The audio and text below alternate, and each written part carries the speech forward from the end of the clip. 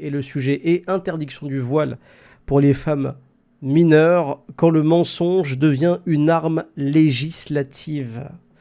Une arme législative. Alors, comme d'habitude, hein, quand je le peux, je fais une présentation, surtout quand le sujet est important. Et là, punaise, il y a des choses à dire. il y a beaucoup de choses à dire. Alors, vous avez vu l'actualité, ça s'est passé mardi dernier. Le Sénat français a... et c'est pas la première fois d'ailleurs qu'ils tentaient de faire passer une loi comme ça. Ça fait plusieurs années qu'ils essayaient de faire passer en douce une loi pour interdire le voile dans l'espace public, et toujours avec des justifications foireuses. Il y a 1 ou 2 ans, c'était, vous savez, les mamans qui étaient accompagnatrices en sortie scolaire. Il fallait absolument les interdire, en fait, leur interdire l'encadrement des enfants lors des sorties scolaires. Tout le monde s'en foutait, royalement, absolument tout le monde. Mais c'était une volonté de beaucoup de sénateurs, de droite d'ailleurs comme de gauche, et on va le montrer tout à l'heure, de retirer ce voile et d'exclure le plus de femmes possible du champ public, en fait. Donc là, c'était pour les mères, les mamans qui étaient accompagnatrices il y a quelques années. Là, c'est le burkini qui concerne, je sais pas, 20 femmes dans toute la France, à peu près. Et le voile des mineurs. Voilà, nos petites sœurs qui veulent et qui voulaient porter le voile. Donc c'est passé, en fait, c'est déjà passé, et on va étudier la manière dont c'est arrivé, ce que dit le texte d'ailleurs, sa crédibilité, parce que niveau crédibilité, c'est pitoyable. Enfin, je veux dire, ce pays, mon Dieu, ce pays vraiment, il est en train de s'effondrer. Ce système est en train de faire s'effondrer ce pays. Et c'est inéluctable, c'est fini, en fait. Quand on arrive à ce degré de n'importe quoi, c'est absurde. Donc on vous dit... ça, c'est en fait, c'est tiré du site Public Sénat. L'interdiction du port du voile par les mineurs dans l'espace public voté par le Sénat. Donc oui, en fait, c'est passé, entre guillemets. C'est déjà passé. Le Sénat a adopté cette nuit un amendement au projet de loi contre le séparatisme présenté par les membres du groupe RDSE, la majorité radicale. Là, en fait, on vous met la majorité radicale, mais c'est la majorité radicale de gauche. Là, pour le coup, on le signale pas. Mais c'est des gens de gauche, en fait, en grande partie, qui ont appuyé ce texte-là. Pas que, hein, mais beaucoup de gens de gauche. Il vise à interdire le port de signes religieux ostensibles par les mineurs dans l'espace public. Ce qui ne veut absolument rien dire. Parce que vous savez, quand on parle de choses ostensibles, ostentatoires, la définition du terme d'ailleurs ostentatoire, c'est le fait de vouloir être vu, mais dans le sens provocateur. Hein. Et on sait tous que nos sœurs, nos mères, nos cousines, nos épouses, quand elles portent le hijab ou le jilbab, elles se disent tous les matins avant de sortir de chez elles, aujourd'hui j'ai envie de provoquer les gens, évidemment. Parce qu'évidemment, nos sœurs, nos mères, nos tantes, nos cousines, nos filles, en fait, elles n'ont pas de vie. Elles n'ont pas de vie, en fait. Elles n'ont pas de travail, elles ne s'occupent pas de leurs enfants, elles ne s'occupent pas de leur famille, elles ne vont pas faire les courses, elles ne s'occupent pas de la maison, Non, en fait, elles n'ont pas de vie. Et toute la journée, elles inventent des plans machiavéliques en se disant « Mais aujourd'hui, comment je pourrais faire chier un kafir ?» Bien sûr. Et je vous jure que dans la manière de présenter les choses, c'est comme ça qu'on les présente. Quand on parle d'ostentation, genre elles veulent montrer. Ce qu'elles veulent, c'est veulent montrer. Alors qu'en réalité, pas du tout. D'ailleurs, ça se voit que ces gens-là n'ont jamais côtoyé de musulmanes. Les voient de loin, en fait. Mais une femme musulmane, dans la rue, elle fait partie des femmes les plus discrètes du pays. C'est même la raison pour laquelle elle porte le hijab ou le jilbab. Ou le niqab pour certaines. Donc ostensible ou ostentatoire, c'est évidemment une arnaque et c'est quelque chose de totalement subjectif. Alors, souvent, je dis souvent, quelquefois, il y a des gens qui viennent me dire « Oh, Harry, tu parles de sujets, on dirait que pour toi, c'est nouveau. » Non, en fait, on a déjà réalisé des lives sur ça depuis plusieurs mois. Bien avant ça, d'ailleurs, moi, je faisais des débats, pas que interreligieux, mais des débats tout court avec des athées sur l'islam et sur ce qu'ils nous reprochaient à l'époque de Paltalk. Donc déjà, ça fait un petit moment. On a traité des sujets parce que c'est l'actualité, tout simplement. Nous, ce qu'on fait sur Mavox, c'est qu'on traite l'actualité. Donc quand les gens viennent en disant « Ah, mais on dirait que vous êtes étonnés », bah non. C'est juste que nous, on prend l'information, on essaie de la décortiquer, d'en discuter entre nous et de vous donner la parole pour essayer de donner votre avis. C'est tout. Donc on ne s'étonne pas. On parle de l'actu. D'accord ? Et s'il y a des gens qui veulent d'ailleurs regarder ce qu'on a déjà dit sur le fait que le gouvernement, voilà, inquisition républicaine, je veux dire, avant même que la loi passe, on en parlait déjà. La République déclare la guerre aux musulmans. on a torché ce sujet, ça a duré 3 heures, hein, à peine. Donc voilà, je vous encourage vivement à regarder ces vidéos qu'on a réalisées il y a quelques mois, évidemment. Alors, l'amendement, parce que c'est le cœur du sujet, évidemment.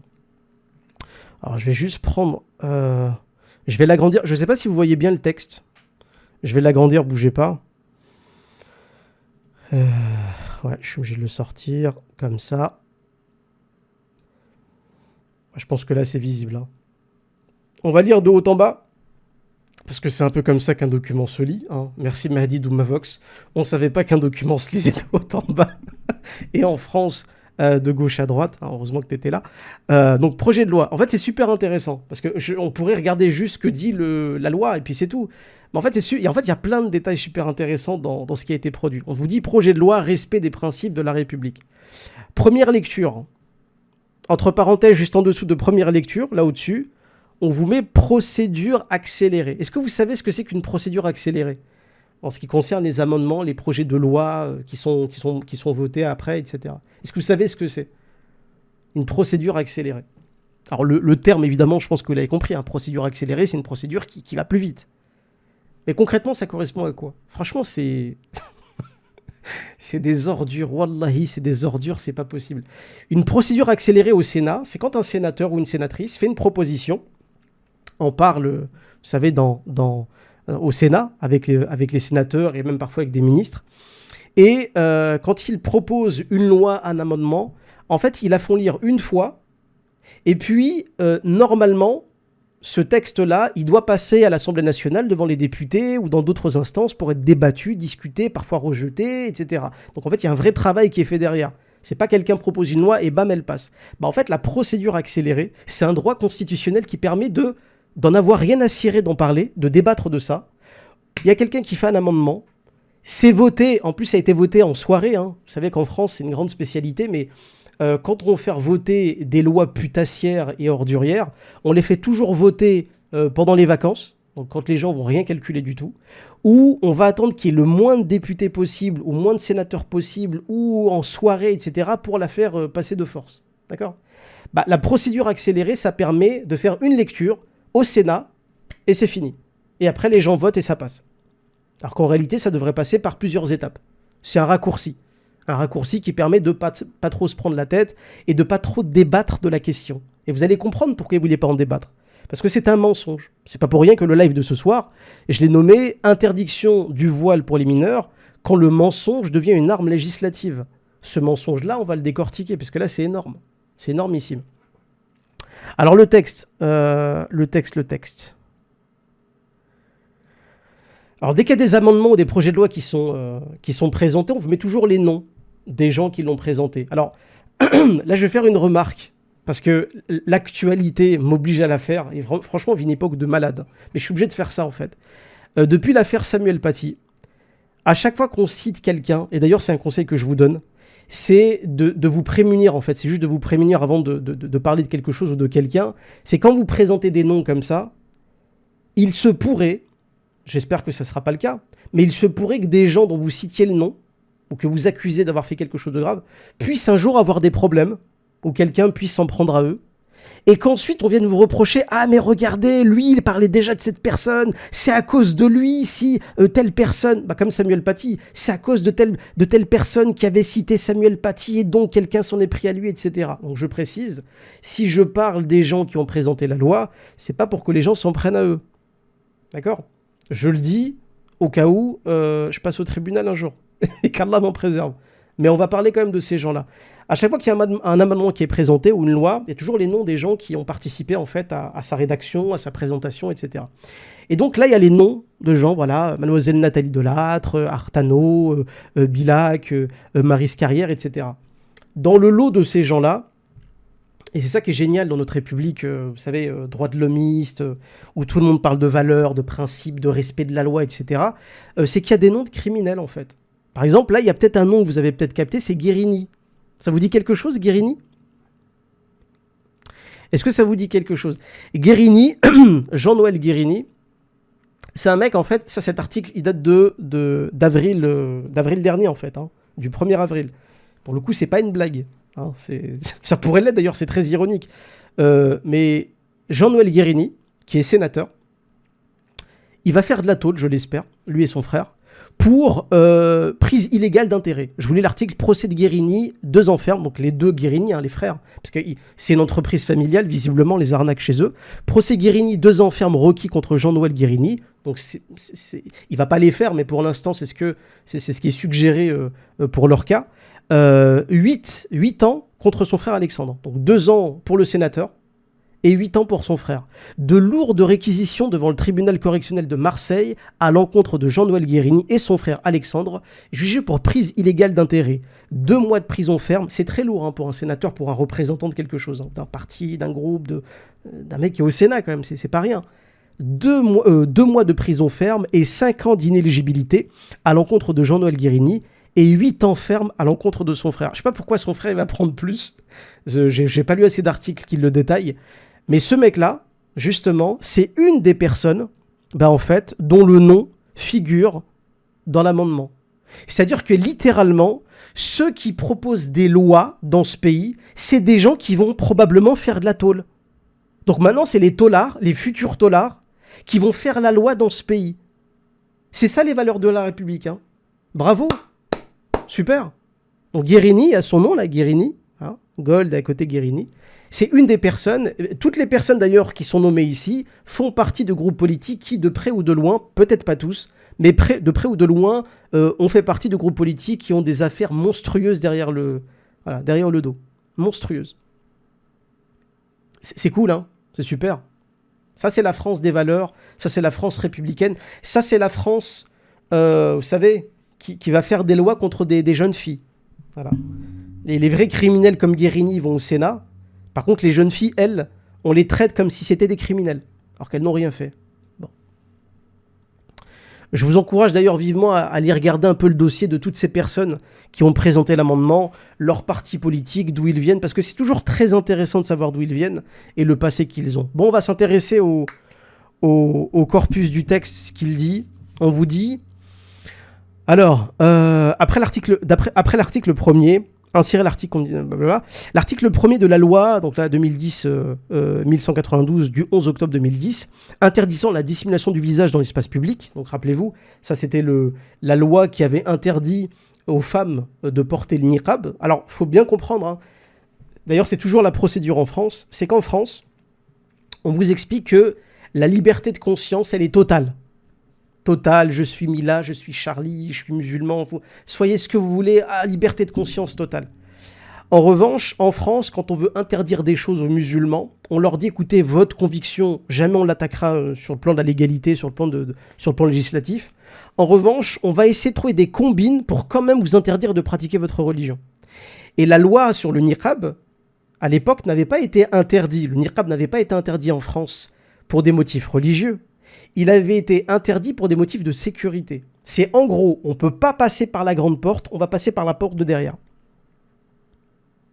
Et c'est d'ailleurs exactement pour les gens qui ont vu les échanges qu'il y a eu entre Darmanin et ce groupe de personnes qui ont proposé cette loi, qui ont proposé cette loi et qui est en train de la décrire, notamment c'était Boyer qui est en train de parler avec Darmanin, qui est en train de pousser Darmanin à accepter cet amendement de retirer le voile aux mineurs dans l'espace public. Darmanin, c'est exactement ce qu'il va répéter au Sénat. Il l'a répété mardi dernier au Sénat. Quand Boyer lui avait demandé, Boyer qu'on va présenter aussi, dont on va parler, Boyer qui lui a demandé mais il faut qu'on retire le voile, c'est scandaleux, c'est méprisant pour les femmes, c'est rabaissant, c'est stigmatisant, c'est machin. Il prend la parole, Darmanin, donc ministre de l'Intérieur, qui, je le rappelle aussi, a eu des affaires de viol aux fesses, et c'est toujours le cas aujourd'hui, faut pas l'oublier. Il est ministre de l'Intérieur, donc chargé de votre sécurité, mais quand il était élu, ça lui arrivait de glisser et, entre parenthèses, d'utiliser son pouvoir d'élu pour avoir des faveurs sexuelles, notamment envers 2 femmes, une qui lui demandait un document administratif et l'autre qui lui avait demandé un logement social. Et en plus, ces femmes-là faisaient partie de étaient étaient des adhérentes à son parti politique. Voilà. Je place ça comme ça, qu'on rappelle aussi qu'il n'y a pas que Guérini, il y a aussi le ministre de l'Intérieur. Donc, Darmanin, il était au Sénat mardi dernier et il expliquait à Boyer, la manière la plus naturelle du monde, écoutez, moi je peux pas faire passer cette loi, c'est pas possible, je vais laisser les collectivités locales gérer ça, c'est pas à moi de le faire. Et de toute manière, même moi, quand j'essaye de faire interdire un truc, il faut que je trouve une excuse, littéralement, enfin il le dit pas comme ça, hein, au sens littéral, mais il le dit presque comme ça, il dit, mais en fait je suis obligé de trouver une excuse, même périphérique, d'ordre sécuritaire, hygiénique, machin, pour faire interdire un truc lié à l'islam. Donc même lui, il dit que je peux pas m'attaquer tout de suite à l'islam, directement à l'islam. Je suis obligé de prendre le truc, etc. Et... Donc ce sont des lâches, en fait. Même la justification pour faire passer des lois islamophobes, de leur propre aveu, c'est pas directement contre l'islam parce que c'est constitutionnellement impossible, mais ils sont toujours en train d'élaborer un plan pour essayer de trouver un truc qui va pas. Genre, on va fermer une mosquée, pas parce qu'il y a véritablement eu des cas de radicalisation, mais parce qu'il n'y a pas assez d'extincteurs. Vous voyez ? Rappelez-vous, hein, lorsque l'association Apprendre et Comprendre de Bobigny avait été fermée par Darmanin, en Conseil des ministres d'ailleurs, donc pas de procès, pas de preuves, pas besoin de se justifier, Conseil des ministres directement, exactement comme la procédure là en accéléré, c'est exactement le principe. Darmanin à l'époque, il était allé à la radio et il a dit, mais en fait, cette association Apprendre et Comprendre, qui servait à apprendre le Coran aux enfants, c'était une association qui apprenait l'arabe et le Coran aux enfants, elle avait été fermée par Darmanin, au départ sous prétexte de radicalisation et d'antiséparatisme, et au final, il a été obligé d'avouer à la radio que, en fait, c'était pas réellement pour du séparatisme ou pour des cas de radicalisation. C'est parce qu'en fait, il n'y avait pas assez de fenêtres et que c'était une soi-disant école clandestine qui ne l'était pas, évidemment pas. D'ailleurs, ils ont pu réouvrir cette association, preuve que d'un point de vue de la loi, ça passait pas, hein, donc c'était un coup pour rien. Ils leur reprochaient quoi ? De ne pas avoir de cours de récréation, de pas avoir de... C'est en gros, je ne peux pas fermer ton association qui apprend le Coran chez moi. Comme légalement, je ne peux pas la faire fermer, je vais la faire passer en Conseil des ministres. Je vais dissoudre ton association en Conseil des ministres, parce que je m'en fous de me justifier devant un juge, d'accord ? Et quand il est à la radio et qu'on lui pose la question, mais réellement, cette association, elle était radicale ?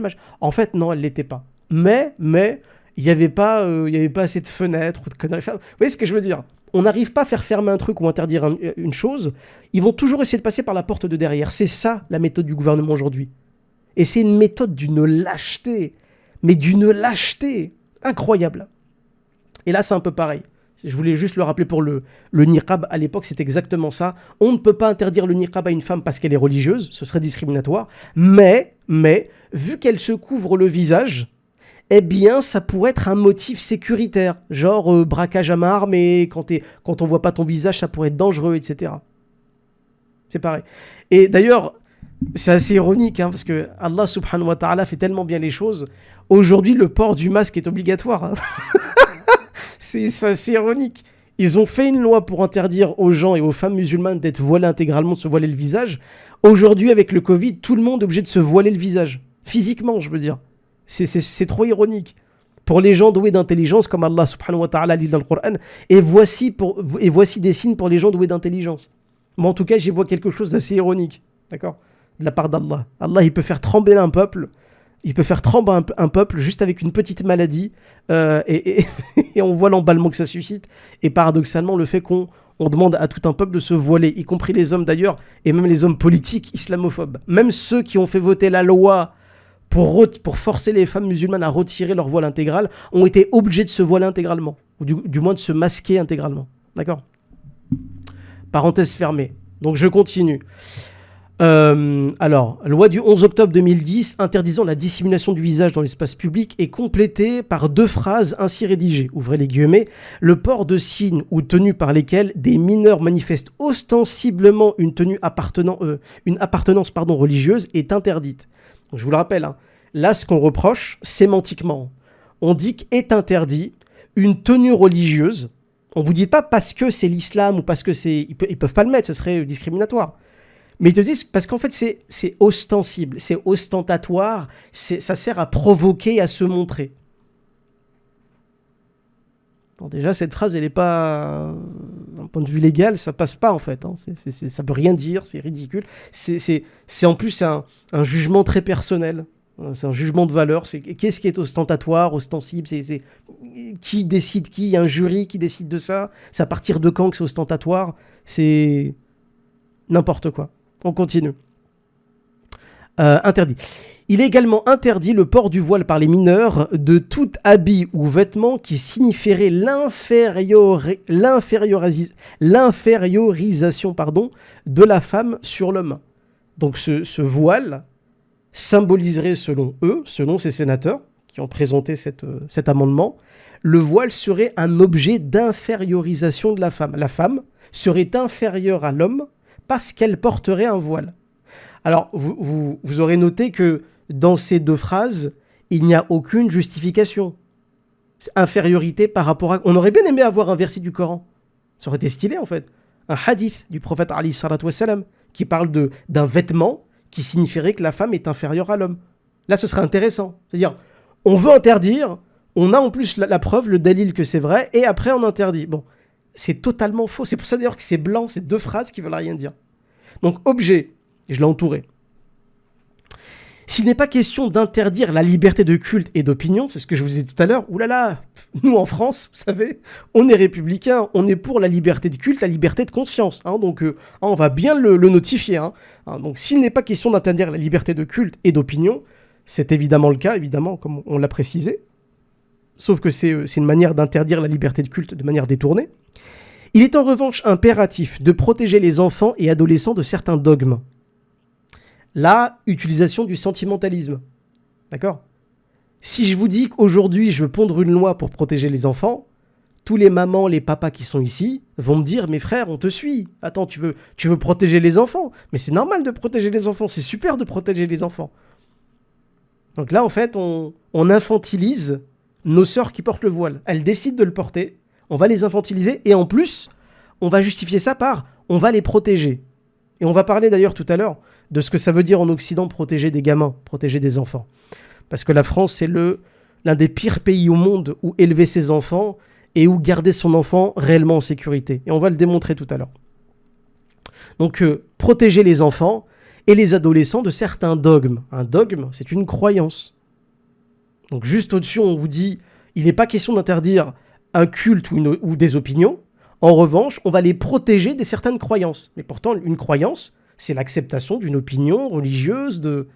C'est complètement contradictoire, c'est complètement débile en fait. On vous laisse croire ce que vous voulez, on vous laisse croire ce que vous voulez. Mais attention, on va quand même vous protéger de certaines croyances. Parce que, en fait, vous pouvez croire ce que vous voulez, mais pas totalement. C'est pas... Voilà, certains dogmes, notamment du point de vue de leur tenue vestimentaire.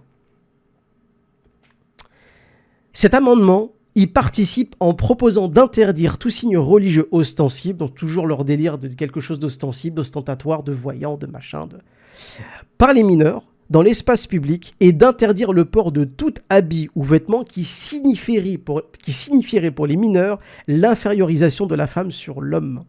L'infériorisation de la femme sur l'homme. Donc en fait, prenons le texte de manière littérale. Aujourd'hui, dans la rue, un homme, il peut prendre une laisse de chien, ce qui a déjà été fait d'ailleurs en Europe, soit dit en passant. D'ailleurs, il y a même des gens qui font ça, ils en font ça toute leur vie. Un homme peut littéralement prendre une laisse, la mettre autour du cou d'une femme, son épouse, une femme qui l'aura payée, etc. La prendre pour un chien, la promener comme un chien dans la rue. Tant qu'elle n'est pas mineure, ça va. C'est-à-dire que tu peux traiter une femme comme un être inférieur, mais si en fait c'est un choix de porter le voile, là c'est plus possible. Là non. Ah non. Évidemment. Vous savez que la prostitution en France, elle est encadrée. Elle est même, je dirais pas légale, mais elle n'est pas interdite. C'est le fait de... Vous savez, le fait d'être macro, d'être... Comment ça s'appelle ? C'est le fait d'être... j'ai oublié le terme. Comment s'appelle un mec qui s'occupe des prostituées ? Un proxénète, merci. Merci à vous, un proxénète. Le proxénétisme est interdit en France. La prostitution, en revanche, c'est quelque chose de quasi légal. D'accord ? Qu'on soit clair. Donc en fait, en France, une femme, elle peut se prostituer. Mais en fait, le vrai problème, c'est les gamines qui se voilent.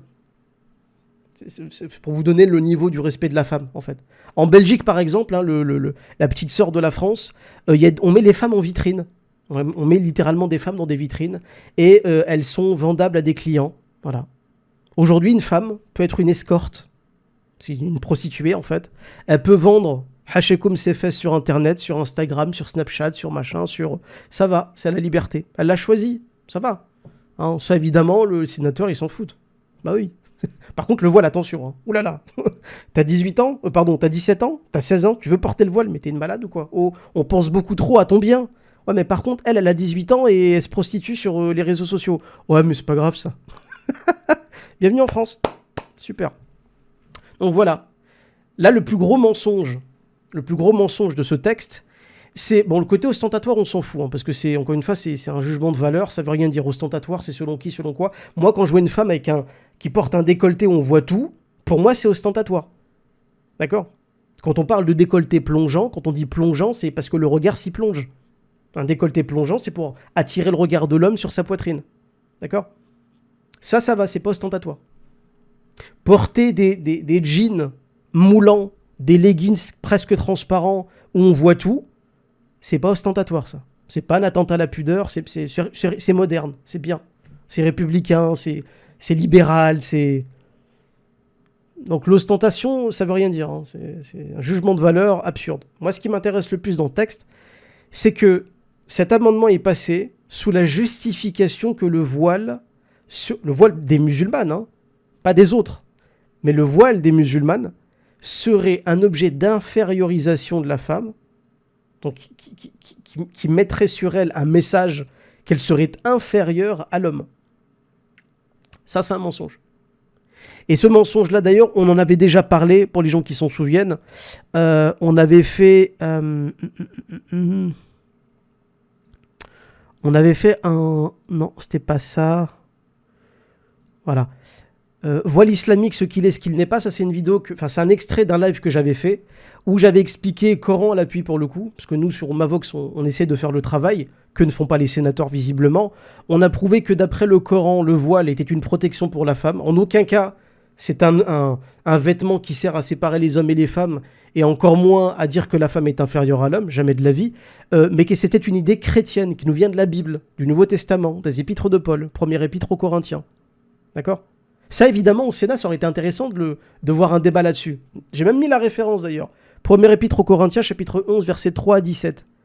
Et je l'avais lu, d'ailleurs, j'avais tout lu, on avait fait une petite analyse de critique, on a fait la critique textuelle, en fait, durant ce live, et on avait prouvé de manière factuelle que coraniquement, c'est pas du tout un objet d'infériorisation, et on demande d'ailleurs à ces députés, ces sénateurs, de nous donner les textes de la femme est inférieure en islam à cause d'un voile.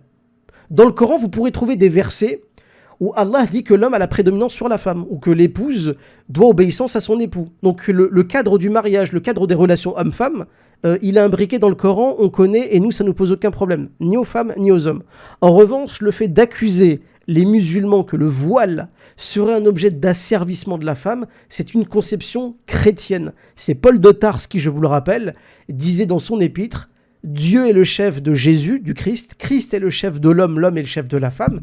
Et comme l'homme est le chef de la femme qui prie ou qui prophétise, donc une femme chrétienne, d'ailleurs il dit toute femme qui prie ou qui prophétise, toute femme, et Tertullien d'ailleurs a commenté, un des pères de l'Église a commenté ce toute femme, c'est toutes les femmes, hein, peu importe le peuple, peu importe l'ethnie, peu importe la zone géographique, peu importe la ville, la cité, pas simplement les femmes de Corinthe, toute femme, qu'elle soit pubère d'ailleurs ou pas, qu'elle soit mariée ou divorcée, toute femme qui prie ou qui prophétise, donc qui est chrétienne, qui a une orthopraxie chrétienne, se doit de porter un voile, parce que si elle ne le porte pas, elle déshonore son chef qui est l'homme, et elle doit le porter parce que dans le ciel, il y a les anges de Dieu qui la voient, et donc elle doit montrer un signe de l'autorité dont elle dépend. Ça, c'est la Bible qui le dit.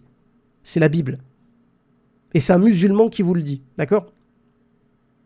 Donc, les gens qui nous accusent régulièrement que le voile serait un instrument pour asservir la femme, c'est factuellement faux. Et on attend vos arguments. Et c'est ce que nous, musulmans, on devrait faire d'ailleurs régulièrement. On devrait le faire. Mais on ne le fait pas assez. D'accord ? En tout cas, voile islamique, ce qu'il est, ce qu'il n'est pas. Vous pourrez retrouver la vidéo et la partager si vous le voulez, parce que j'en fais une synthèse et j'explique tout ça. Et il y a d'autres frères d'ailleurs qui ont fait un travail de bien meilleure qualité que le mien et qui l'expliquent carrément mieux. Donc si vous trouvez d'autres vidéos mieux expliquées que la mienne, n'hésitez pas aussi à les partager. Donc voilà, ça c'est ce que dit le texte. Ça, c'est ce que dit le texte de l'amendement. J'aimerais juste donner un conseil aux musulmans, il faut que ça rentre d'ailleurs. Au lieu de vous offusquer qu'une loi passe, essayez de prendre les textes et de les lire. N'ayez pas peur, ne vous dites pas « ça sert à rien, je préfère l'actualité ». C'est pour essayer de démonter quelque chose idéologiquement, il faut le lire. Donc il faut faire cet effort. Il faut que notre communauté, elle soit de plus en plus à l'aise avec ce genre de documents administratifs. Parce que si on ne sait pas ce qu'ils ont voté, par qui ça a été voté, de ne pas savoir que dans le lot, il y a des criminels qui vont faire de la prison, de ne pas savoir qu'ils mentent factuellement sur la religion des musulmans pour faire passer une loi, mais c'est normal qu'en fait qu'on se prenne tout ça sur le coin du visage. Parce qu'on ne sait pas ce qu'ils disent. Si on ne sait pas ce qu'ils disent, on ne peut pas leur répondre. Si on ne peut pas leur répondre, toutes les lois passent contre nous. Vous comprenez? Donc il faut que vous soyez alerte. Et je parle de tout le monde ici. Il faut avoir ce réflexe-là. On vous interdit quelque chose, allez étudier le texte. Même si c'est parfois un peu pompeux, si c'est un peu lourd à lire, si c'est un peu... Ça vous concerne. Ces lois vous concernent. Donc il faut les lire, d'accord? Et à la fin, il faut les démonter. C'est ça le but, bien évidemment. Surtout quand c'est aussi légitime et aussi grossier que ça.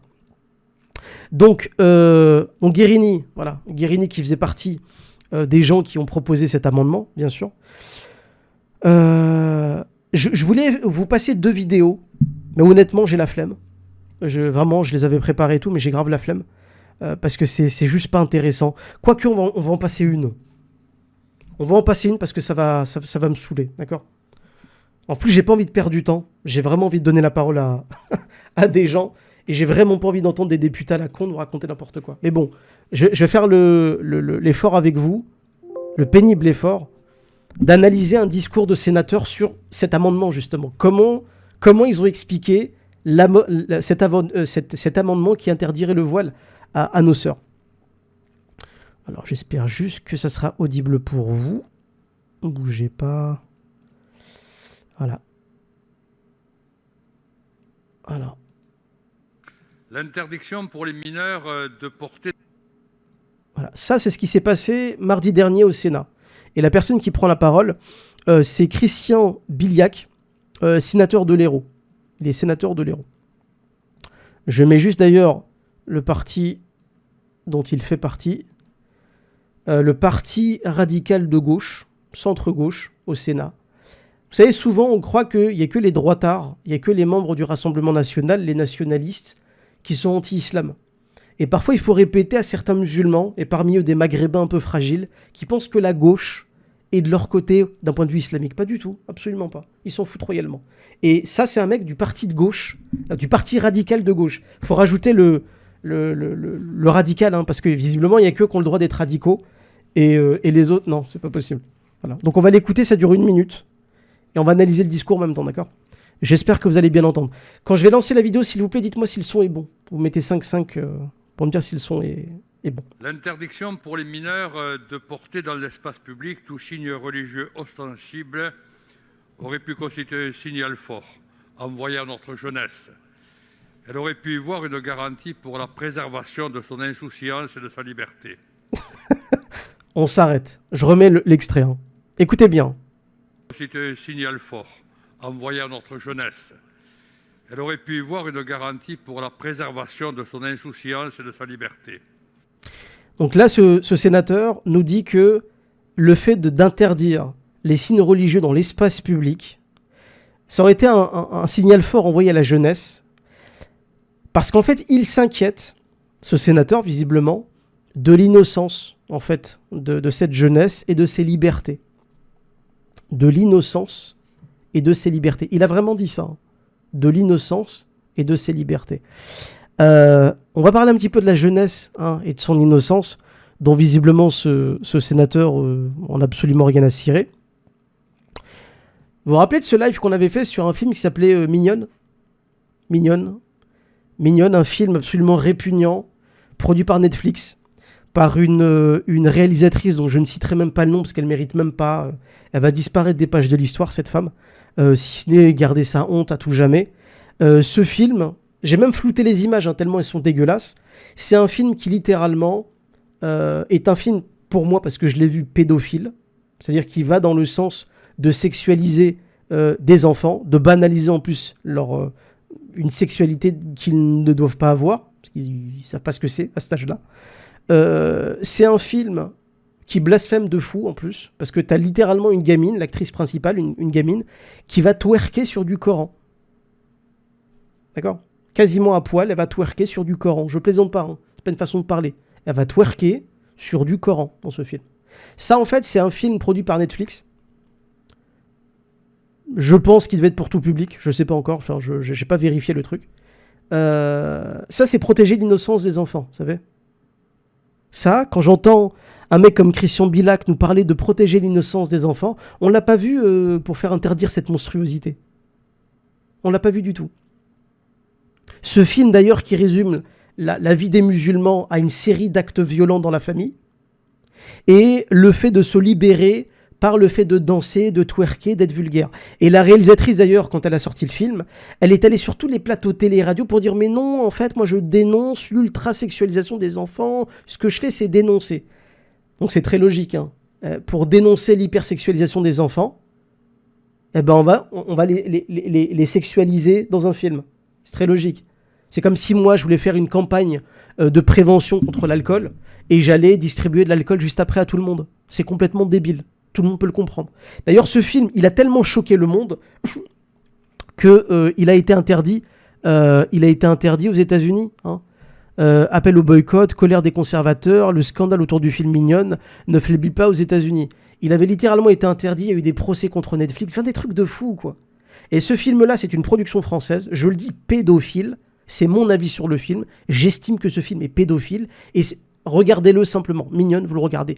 Ce sénateur de l'Hérault, rien à cirer. Hein.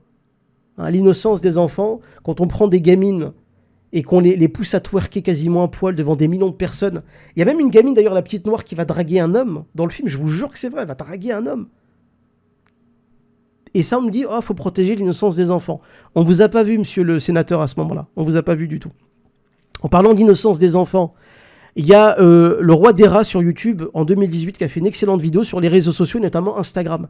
On sait qu'il y a des réseaux comme Instagram, comme Twitter, comme Snapchat, comme plein de trucs comme TikTok, qui servent, c'est très malveillant, mais c'est des plateformes qui sont des réseaux sociaux, qui permettent aux gens de se contacter, de diffuser du contenu, etc., mais qui en réalité est aussi, pour beaucoup de gens, de pousser des jeunes filles à se dénuder, à prendre contact avec des hommes beaucoup plus âgés, des pédophiles en plus. C'est extrêmement grave. Je vous conseille cette vidéo, les dérives d'Instagram, donc le roi des rats, je vous le conseille, je pense que la plupart des gens l'ont regardé parce que cette vidéo, elle a fait le buzz, elle était très bien réalisée. Et ça là, les sénateurs en ont rien à foutre. Hachakoum, rien à péter. Là, l'innocence des enfants, on s'en fout. D'accord ? On s'en fout de... L'innocence, c'est de la flûte. Hein. Au Sénat, c'est de la flûte. Contre ça, il y a assez peu de gens qui se mobilisent. Très, très peu. Ou alors, on vous pond des lois, mais de tout le monde s'en fout. D'accord ? Vous savez, c'est comme ces lois qui interdisent l'accès aux sites pornographiques pour les mineurs. Vous savez, en Occident, on a... Depuis quand quand un gamin va sur un site pornographique, depuis quand puisque tu sais, il y a toujours un message qui est mentionné quand vous rentrez sur un site pareil. On vous dit êtes-vous majeur ? Cliquez sur oui si vous l'êtes, cliquez sur non si vous ne l'êtes pas. Comme si les gamins, en fait, ils étaient assez cons pour dire oh mince, nous avons été démasqués, nous sommes obligés de cliquer sur non car nous n'avons pas encore 18 ans. Évidemment, ça sert à rien ce genre de mesure. Tout le monde s'en fout. C'est un peu pareil en Occident, quoi. C'est l'hypocrisie du on s'inquiète des enfants, mais dans les faits, on s'en fout. Voilà. Donc on mettait juste que c'est interdit aux moins de 18 ans, et puis ce qu'ils font les gens, on s'en tape. Voilà. Donc ce sénateur, on l'aurait bien aimé voir hausser le ton sur Instagram, sur ce qui se passe sur Instagram, sur TikTok, etc. Là, laisser des gamines se mettre à moitié à poil sur TikTok pour des challenges, là tout le monde s'en fout au Sénat. Là il n'y a plus de protégeons l'innocence des enfants. Hein. Le signal fort, on ne les voit pas. En parlant d'innocence des enfants, ça c'est un article qui date de 2019. En France, un enfant disparaît toutes les 10 minutes. Donc j'ai fait le calcul tout à l'heure. À la fin de ce live, il y aura à peu près 15 enfants qui auront disparu à la fin de ce live, quoi. 15 enfants. Donc en 2019, 51 000 disparitions d'enfants. 51 000. Alors l'article il relativise. Hein. On vous dit que un tiers de ces enfants, un tiers de ces enfants sont retrouvés au moins dans les 72 heures qui précèdent la disparition.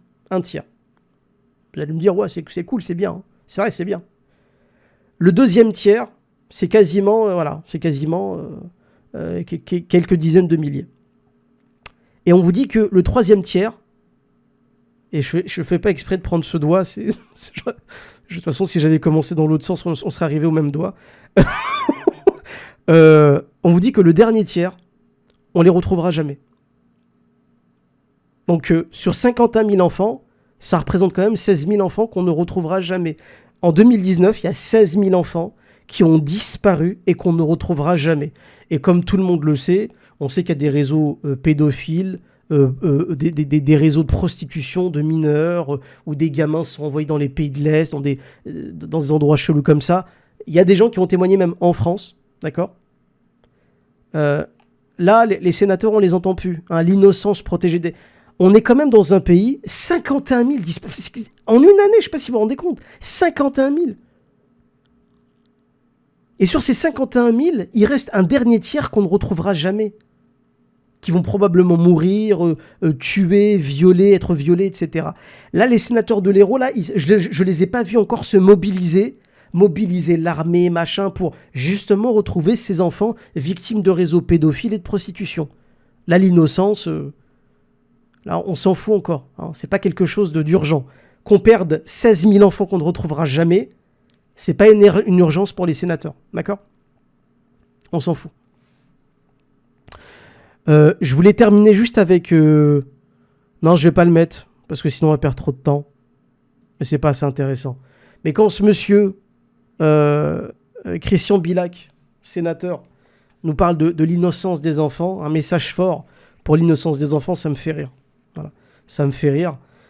Parce que ce monsieur, visiblement, il s'attaque au voile qui ne dérange absolument personne et qui n'a jamais été un danger pour les jeunes filles. Alors qu'en réalité, il y a de véritables choses dangereuses pour les enfants aujourd'hui, dont visiblement le gouvernement s'en tape royalement. Ou les élus s'en tapent royalement. On va juste terminer. Pour les mineurs de porter dans l'espace public tout signe religieux ostensible aurait pu constituer un signal fort, envoyé à notre jeunesse. Envoyé à notre jeunesse. Elle aurait pu y voir une garantie pour la préservation de son insouciance et de sa liberté. Bien sûr, de son insouciance. Bah oui, c'est important, l'insouciance et la liberté. Dans quelle mesure une république laïque peut-elle tolérer que des enfants manifestent des signes religieux au su et au vu de tout le monde ? Bah parce que, justement, une république laïque, c'est une république qui n'a pas de religion d'État, et le peuple, lui, peut décider la religion qu'il veut pratiquer. Et lui, il vous dit, au nom de quoi une république laïque pourrait permettre à des enfants ou des gens de porter des... Mais parce qu'ils font ce qu'ils veulent, en fait. C'est inscrit dans la Constitution. Sombre abruti. Mais les sénateurs, ils ne le savent pas. Ce n'est pas aux parents d'imposer des dogmes aux enfants. Aussi, il est essentiel qu'il existe des espaces protecteurs pour ces derniers, vecteurs d'émancipation. Ce n'est pas aux parents d'imposer des dogmes et des croyances à leurs enfants. Ah bon ? Ça sert à quoi alors d'avoir des gosses et de les éduquer en fait ? C'est quoi ? Depuis quand ça existe en fait ? Lorsqu'on élève des enfants en leur apprenant « Vive la République, vive la France », c'est un dogme. Lorsque dans la Constitution de 1789, on vous dit que les lois et les articles qui s'y trouvent sont sacrés, c'est des dogmes. Lorsqu'on dit que l'école est un temple, c'est des dogmes. Quand on parle de liberté, égalité, fraternité, ces fameux principes républicains, ce sont des dogmes de la Sainte République. Ça va. On peut en fait enseigner des dogmes républicains à ses enfants, mais des dogmes à vous, hein, que vous soyez athée, bouddhiste, musulman, juif, là, non. Non. Là, c'est pas possible dans une république laïque. N'importe quoi. C'est pas du tout à la République de choisir la croyance des gens. Mais visiblement, pour ce sénateur, encore une fois, hein, du parti radical de gauche, totalement athée, hein, quand on connaît l'histoire de la gauche, de son lien avec le communisme et l'athéisme forcené, évidemment, pour lui, c'est tout bénef hein, qu'on n'enseigne pas la religion aux enfants. Le présent amendement vise à interdire dans l'espace public le port de signes ou de tenues par des mineurs manifestant ostensiblement une appartenance religieuse. Voilà, donc tout ce qu'il vient de décrire au sujet de l'amendement, c'est en fait nous ce qu'on va interdire, c'est que des gamines portent des vêtements voilà, ostensiblement voilà, qui vont montrer ostensiblement leur appartenance religieuse. Mais c'est quoi le crime? C'est quoi qui va pas en fait? Il est où le souci? On l'explique pas, il ne le définit pas. Dans cette perspective, il est indispensable d'empêcher tout moyen d'inférioriser l'enfant, et notamment la jeune fille. Alors, inférioriser l'enfant, c'est un lapsus un peu con, parce qu'un enfant est forcément inférieur. Un enfant, c'est plus petit, c'est plus fragile. C'est d'ailleurs la raison pour laquelle on prend soin des enfants, soit dit en passant. Si c'est une loi universelle de protéger l'enfant, c'est justement parce que c'est un être encore inférieur. Nous lui sommes supérieurs parce que nous avons la connaissance, on a l'expérience, on a le savoir. Un enfant, lui, en est dépourvu. C'est pour ça qu'il faut le protéger. Donc le fait d'inférioriser des enfants, c'est la définition d'un enfant crétin. Même expliquer ça à un sénateur, il faut lui expliquer la vie en fait. Et là il parle du voile. Hein. Il l'a pas formulé comme ça parce qu'il est maladroit, mais il parle du voile. Le voile, encore une fois, un verset du Coran qui prouve que le voile infériorise la femme. On l'attend. Fille, au travers d'un habit ou d'un vêtement qu'on lui impose. Ah oui, ça aussi. En fait, c'est terminé. La vidéo, elle est terminée. Je vais l'arrêter. Donc, voilà. Il y a aussi la légende du on impose le voile. On impose le voile. On va en parler d'ailleurs tout à l'heure. Ou peut-être un peu plus juste avant de vous donner la parole. Ça dure 1 minute, ça m'a gavé. Ça m'a saoulé. Ça m'a saoulé parce que c'est nul, c'est chiant, c'est con, c'est des raccourcis, c'est des... Rien n'est démontré, rien n'est expliqué, rien. Il faut protéger les enfants, il faut protéger leur insouciance, Mais ça veut dire quoi en fait, concrètement? Rien du tout. Donc c'est absolument pitoyable. Je vais juste retirer la vidéo parce que on a assez vu tout ça. Je voulais mettre aussi Boyer. Vous savez que l'une des femmes qui avait proposé aussi cet amendement et qui l'avait défendu mardi dernier au Sénat, c'est Valérie Boyer. Valérie Boyer, c'est elle, sénatrice, qui a été condamnée comme Guérini, hein, qui va être condamnée, je l'espère, Guérini, mais elle a déjà été condamnée. Valérie Boyer, elle, députée La République En Marche, les Républicains, pardon, excusez-moi, les Républicains, pas La République En Marche, les Républicains, donc anciennement UMP et anciennement RPR, parti politique qui change de nom à peu près tous les 20 ans, à force d'accumuler les affaires de viol, de harcèlement sexuel, de détournement de fonds publics, de détournement de machin, de travail, comment dire, d'emploi fictif, etc. Donc elle a été condamnée en 2018 pour harcèlement moral et licenciement sans cause. Et j'aime bien d'ailleurs la manière dont c'est formulé, licenciement sans cause, c'est licenciement abusif. Sans cause, oui, mais abusif, c'est donc abusif. 17 000 €, elle a été obligée de verser à la personne qu'elle avait virée. Et qui, je crois, avait été malade ou je sais pas quoi. Elle l'avait, mais torpillée, quoi. Cette ordure, vous voyez, c'est les gens qui participent au fait de proposer ce genre d'amendement anti-islam et anti-musulman, littéralement anti-musulman, comme Guérini et comme elle, ce sont tous des criminels, des délinquants, des gens qui ont des casiers judiciaires, c'est eux qui font la loi la pluie et le beau temps dans le pays. Nous, musulmans, on le sait déjà, mais il faut que tous les Français s'en rendent compte. Il y a encore des gens qui pensent que, ouais, mais t'as vu. C'est quand même des hommes et des femmes politiques, comme ils savent ce qu'ils font. Ah bon? Vous en êtes sûr? Ils savent ce qu'ils font. Est-ce qu'on devrait confier les rênes du pays à ces ordures? Sans déconner. Il n'y a pas mieux, il n'y a pas plus vertueux, il n'y a pas plus honnête dans le pays. Donc voilà, Valérie Boyer faisait partie aussi des gens, mardi dernier, qui défendaient cet amendement. Donc je fais